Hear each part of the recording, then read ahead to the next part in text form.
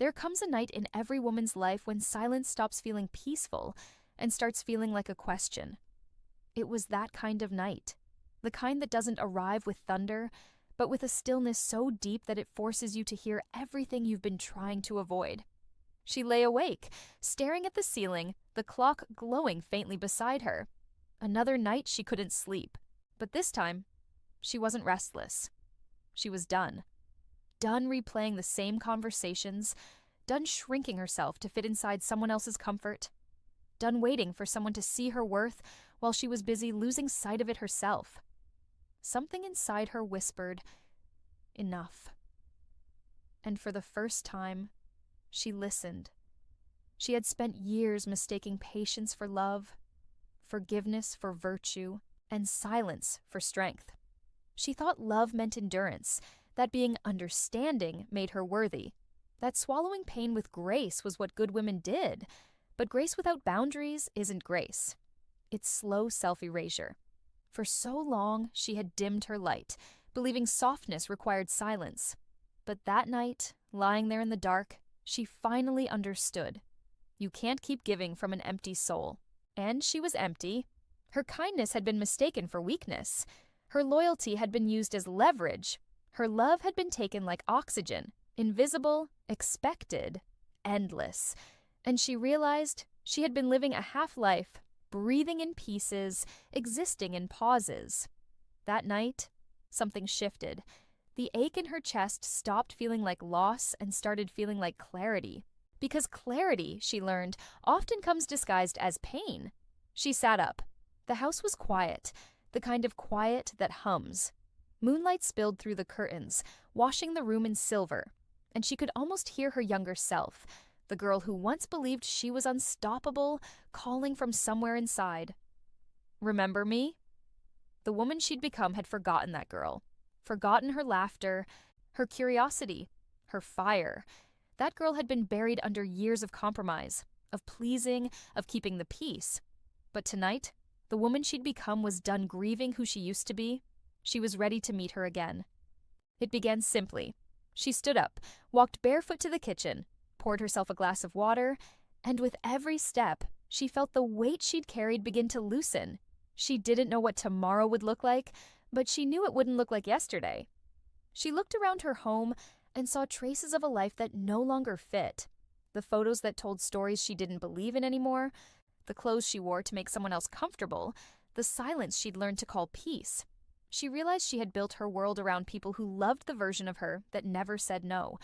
So she whispered it aloud, her first act of rebellion. No. No to being drained. No to being the emotional caretaker of everyone else. No to carrying guilt that wasn't hers. No to apologizing for needing space. No to shrinking so others could feel tall.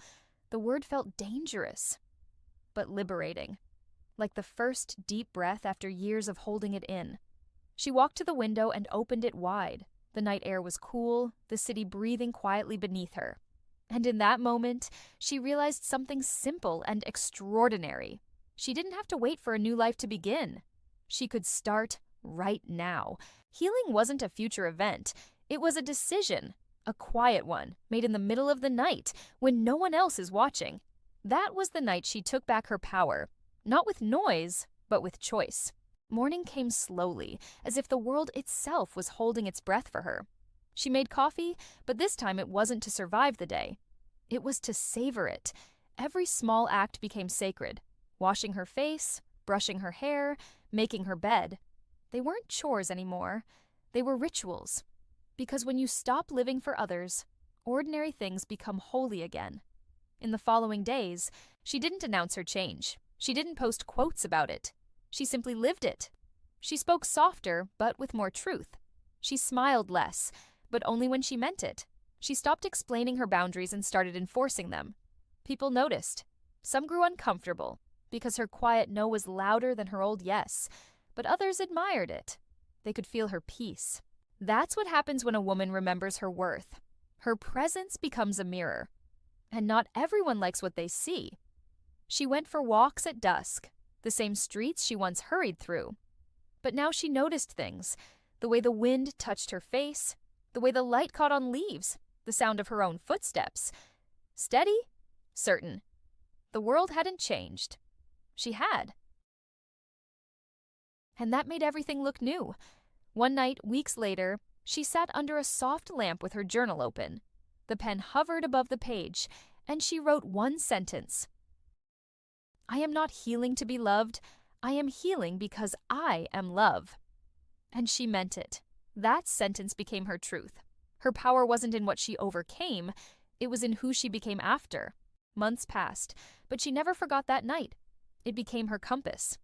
Whenever she doubted herself, she remembered the stillness, the night she stopped giving her power away.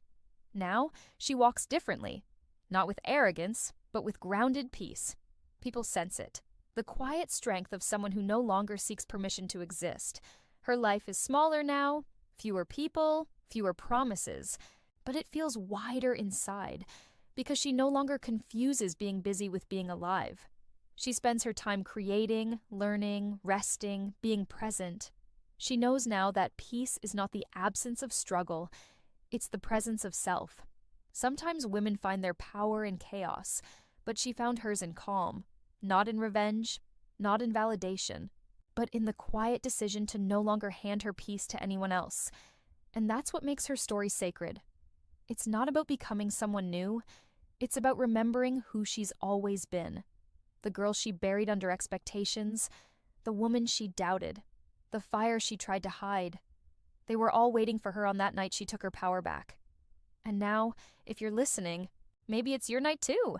Maybe you've been living small, forgiving too easily, hoping someone will finally see you. But the truth is, you don't need to be seen to exist. You just need to remember your own light. The world doesn't give you power. It only mirrors what you already hold. So stop waiting. Stop apologizing. Stop asking for permission to be whole. You already are. And when the night feels heavy, when you start doubting your strength, remember her story. The night she took back her power wasn't a miracle, it was a choice. And you can make it too. At School of Philosophe, we explore moments like these.